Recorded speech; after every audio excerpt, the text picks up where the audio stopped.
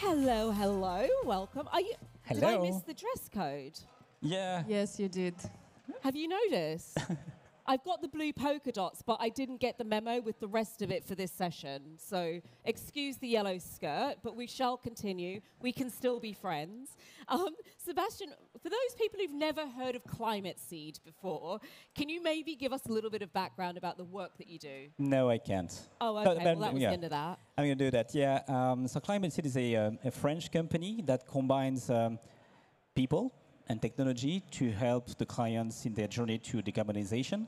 So from measuring the carbon footprint of a company, a fund, or even an event like ChangeNOW. So we are the partner of ChangeNOW for the carbon footprint assessment. We help them to reduce their carbon footprint and then help them to contribute to projects that are removing CO2, avoiding CO2 emissions, and help them to communicate the right way.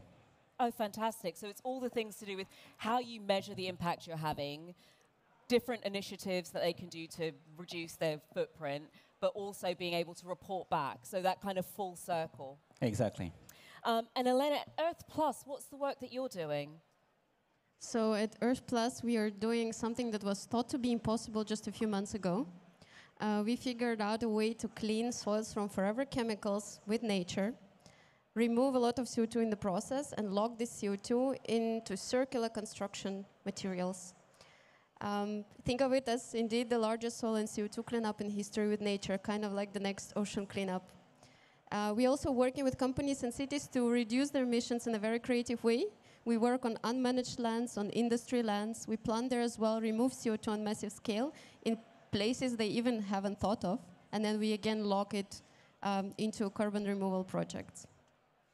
So because the audience are from a very vast backdrop here, sometimes there's lots of terms that we use a lot, but some of us who are really deep in the space totally understand it, and there's others who are kind of like, we hear the term a lot and we just pretend we know what it means. We're just nodding along, but we have no clue. So when we're talking about reducing a company's carbon footprint, what exactly do we mean by that? Is it just how much time they're on the road? Yeah, so actually, the first thing that we need to do is to define the perimeter of what we want to assess, So really the idea is to understand what are the different parts of the company that are emitting some CO2. So really the key thing is to measure, to determine what we want to do, what we want to measure. And then what we do is basically gathering data to understand, well, basically where are the different sources of CO2. And then we have something very typical from our industry, which is emission factors. So we get the data, and we try to understand this particular data, what does it mean in terms of CO2 emissions? And that's pretty much it. And then as soon as we have it, we can identify the pockets where we can implement some or take some actions, implement some really things to reduce the carbon footprint. But basically, that's assessing what the company is doing and what is the CO2 that is behind this activity. And so that's not just within the company, you're then looking at their suppliers and the full supply chain as well? Yeah, so the idea is to have a global understanding of the carbon footprint of the company. So again, let's come back to the definition of the perimeter. If you want to analyze the carbon footprint of this glass, it's just one product. But the idea is to have the wider picture that is possible in order to have the better assessment of the carbon footprint of a company. So from the factory, the suppliers, the impact of the employees. So really the idea is to have a global picture, so involving as much as we can all the ecosystem of the company. So it's a huge footprint. Has he missed anything, Elena? I think he's very skilled.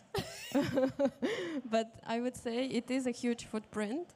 And actually, I really like the definition of net zero that I've heard, that we often focus on the companies being net zero, but we actually have to be net zero as a society. So it's really important for companies not just to see how they become net zero themselves, but how they collaborate with their whole ecosystem to make sure that others transition to net zero too. And how they also make sure they're nature positive. Just coming out of Innovation Zero in London, Johan Rockström and Sir David King were speaking there, and they were saying that it's really important to reduce carbon rapidly, but also restore nature, because that gives us this balance to our ecosystem. So rather than just looking at a carbon footprint, it's taking it further to say, how do we get to a point of being net zero? On that point, what is the role of partners and collaborators? Because the scope you just described, Sebastien, is huge. You know, you're looking at what you're doing within the company, you're looking at your whole supply chain, you're looking at how your employees are getting to the company. Surely you can't just do that internally. Like, what is the role of other partners and collaborators in supporting organizations and moving forward? So yeah, the idea is to, you have on one side the carbon footprint, but the role of the different stakeholders of the company is to help the company to measure the carbon footprint, to help the top management to set targets, ambitious targets, and everybody has a role to play. So in terms of data collection, in terms of putting pressure to top management just to set, let's say, concrete actions, so to implement concrete actions. So I would say every stakeholders have a role to play, not only in helping gathering the data, but challenging the company, helping them to set some ambitious targets, let's say. Elena, what do you think the role of collaborators and partners is? Because the work that you're doing is slightly different. It's not necessarily the management, but you're giving organizations a different route to effectively solve the same problem. Well, first of all, let's admit ESG and all of this, it's hard, right? It's a headache. First of all, you need to know a bunch of knowledge things and science, right? Then you have a whole bunch of regulations, the most complex regulations ever seen, and they just keep coming, you know, and new. And as a company, you might have a lot of headache dealing with that. So partners are there to make companies' life easier. So Sebastien, for example, he can help calculate the footprint and finally know what are the activities that are causing the most emissions and where to put your efforts in. Other companies like us, we can find creative ways in order to reduce the footprint, and we are doing this for companies, so it's very simple, you know, headache taken away. We are just reducing the emissions for you, and you even haven't thought of it before. So yeah, that's why innovative solutions are also really important, because they're helping to make companies' life easier, and I'm sure a lot of companies are looking for this type of solutions. So it's all about, rather than reinventing the wheel by yourself, it's understanding there are organizations out there whose role is to help connect you, network you, support you in making the right decision. What do you think the role of technology is, though? Because but let's face it, in every space we want to throw a bit of technology at it. We're trying to fix something, let's throw some tech at it. Where does technology fit in supporting companies to really make the sorts of changes that we need them to make nowadays? As you said, the work is huge, the amount of work is huge. So that's why we want to use technology in order to help ease and smooth the process. So it's a good way to connect the people, gather everybody around the mission, and make sure then that you are leveraging the tool to gather the information, make all the calculation automatically in order to ease the process and go viral, let's say. Help, you know, it's a good way as well to help to promote what you're doing by leveraging technology.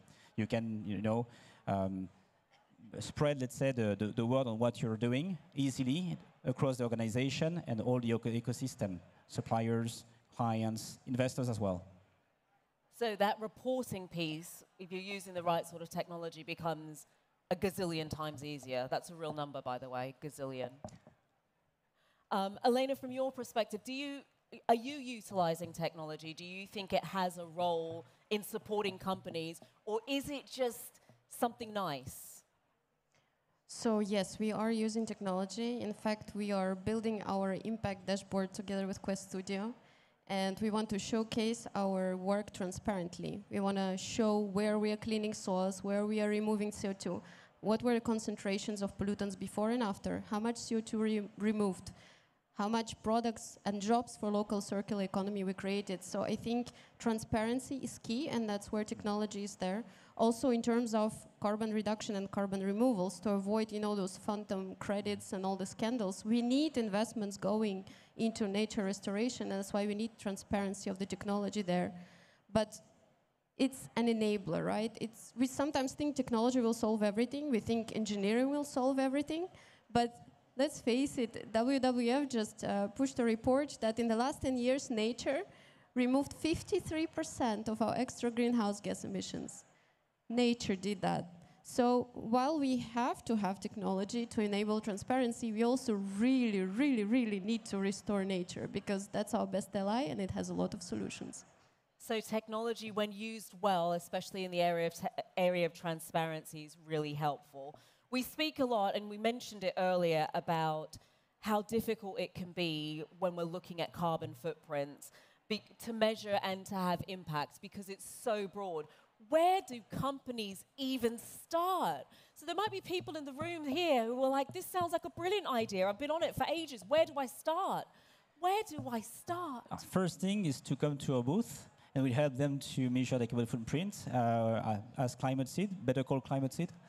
Now, honestly, I think that the first thing is to take a part of the company, a product, an event, a business line, and to work with a limited scope and try to do the first exercise on a smaller scale, but make sure that you go and do everything by the book, let's say, being helped by someone that is, let's say, an expert. But start small, and then you can, build on it and go wider. So don't try and do the whole organization in one go. Pick a little scope and go a little bit deeper. Elena, is that the approach that you'd suggest as well, or is there something extra you would add to that in terms of a sensible, easy, accessible starting point for companies? Well, I think indeed they should first go to the booth of ClimateSeed to understand their emissions. She's not being paid. Hopefully, right? Maybe you don't know that, right?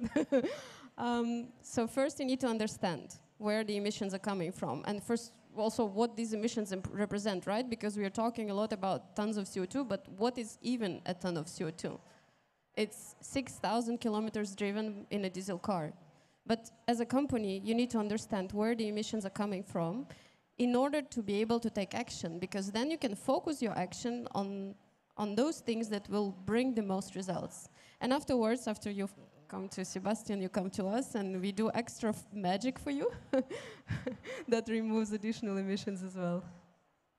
There are lots of cool solutions, out of which the roles that you're both in means you've come across a lot of interesting solutions. I know, Elena, you've got some yourself.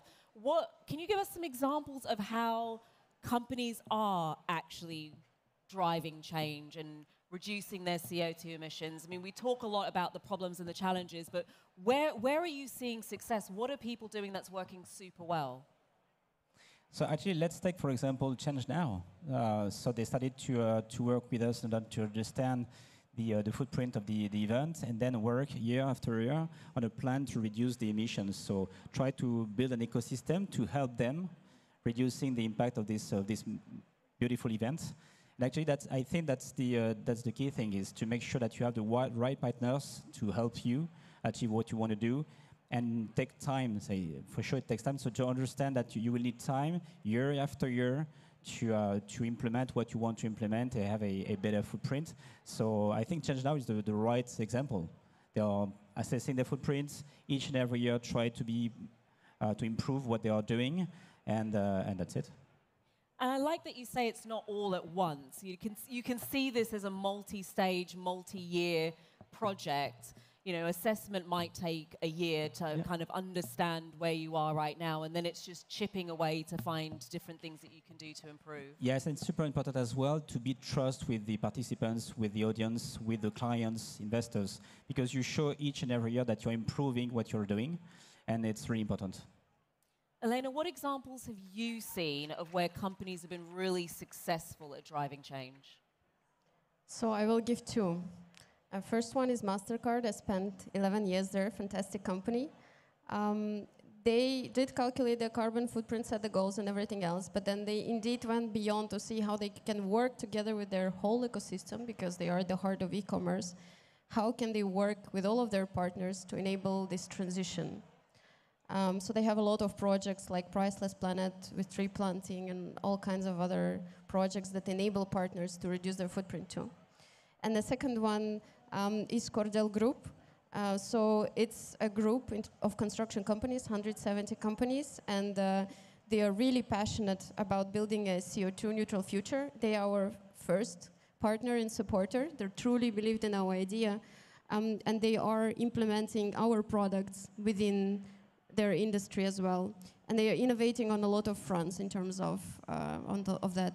So companies that are really coming to innovative solutions, believing them, trying them, implementing them inside, I think they're really pioneers in terms of change. Those are some really great examples, and people can say those are big companies. And we know that there are a lot of, the vast majority of companies are not multinational companies. They're not, they're not events of this sort of size and scale. They're smaller organizations that might be employing 40 or 50 people. How do those companies get started? What can they do where perhaps they don't have the big budgets to have a full assessment and they don't even know where to start? Any help for those companies? Because there are a lot of them out there.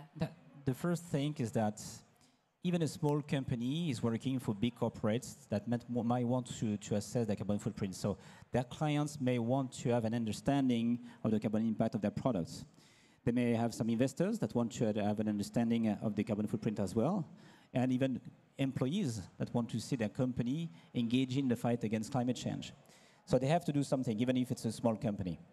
I understand that it can be seen as difficult. I would not say difficult, but technical. So that's why they need to have some experts. And the first 2 or 3 exercises are technical. They need some help for sure.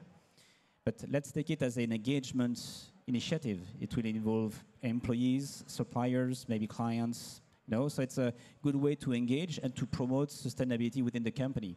So again, start small, ask some experts to help, and build on it. Elena?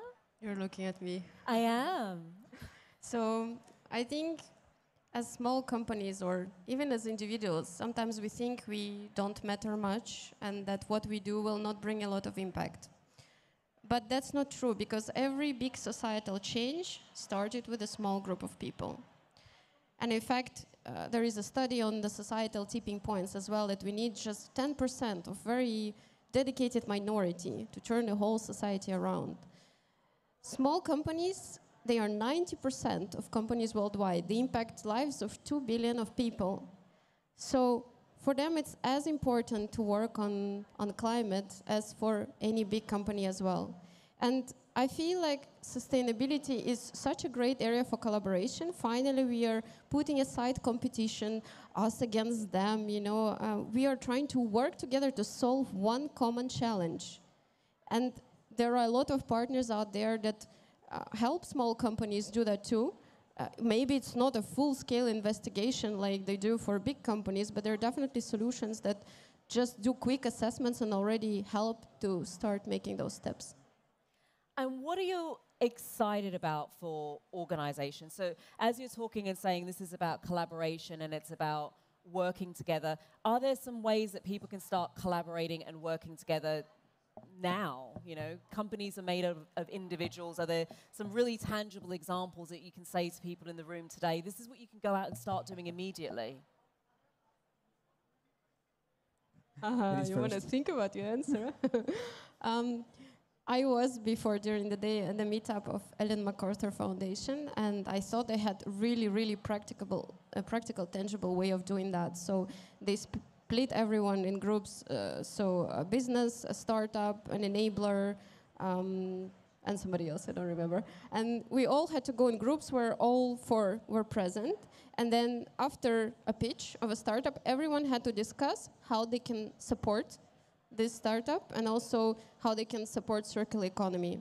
So I think whenever we meet people here, there's a vast, amazing majority of solutionists, right? It's a fantastic place to be. It's like a place of hope. So for me, a practical one would be to talk to as many people as possible, and when talking, to think together of how we could support each other. On my side, I would say make sure that you help people be creative in the fight against climate change. Give them space to do that. So we have the example, we have our main shareholder, Gisaxa, and you see that there is a space for creativity. In the, climate change is within the DNA of this group. Make sure that we find some solution for the clients, and they give space for creativity in this field. So encourage creativity, innovation. That's what we see in our shareholder, and basically we are super happy to have this shareholder supporting us, supporting our small company, you know, because creativity is an important thing in order to fight against climate change. It's important for AXA as well. I love what you're saying there about being very creative, because I think, especially when you're thinking of a big problem, it's almost as if you want to sit down and say, give me a big solution to the problem.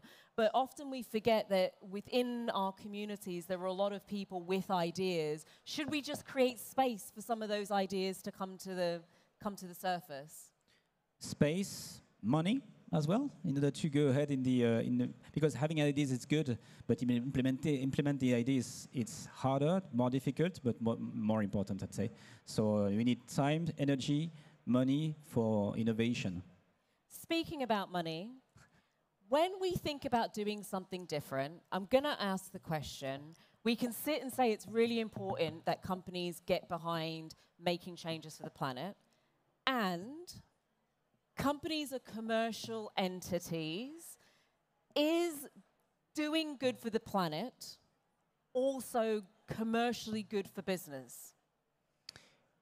Of course, yes. How did I know you were going to say that?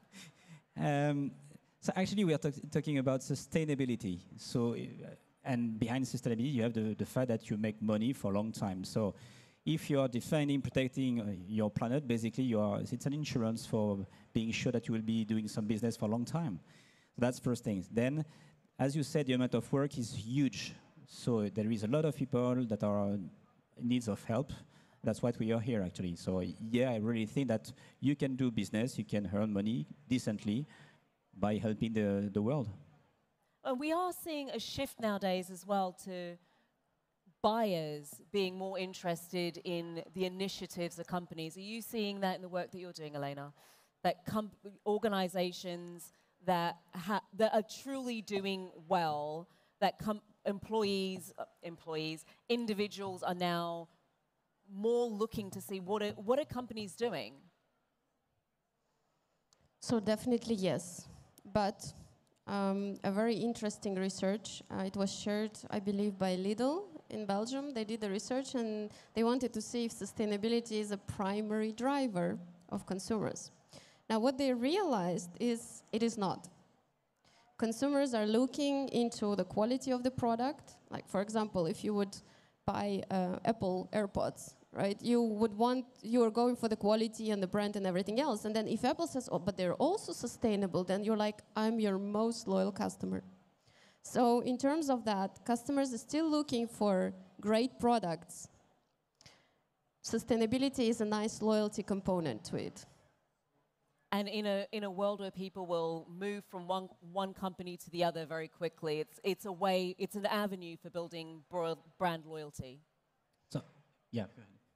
No, it's absolutely. And also what really driven companies can do, like I love the example from Lidl, when they did that research, they realized that they only want to put sustainable fish in their supermarket, so only fair trade bananas, so that there is no other choice, you know? And then consumers are also supporting that. But yeah, don't get me wrong, of course, consumers are now pressuring more than ever, and that's why companies are also changing.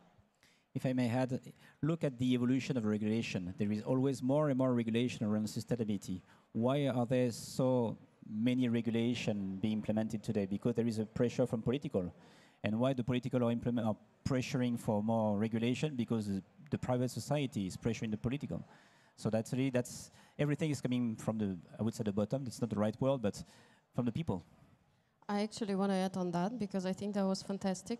And that's why Earth Plus is also here, because it started with a big scandal in Belgium around forever chemical contamination. And it was all over the news. It was found very high in people's blood. They couldn't eat food from their gardens, pick eggs from their chickens.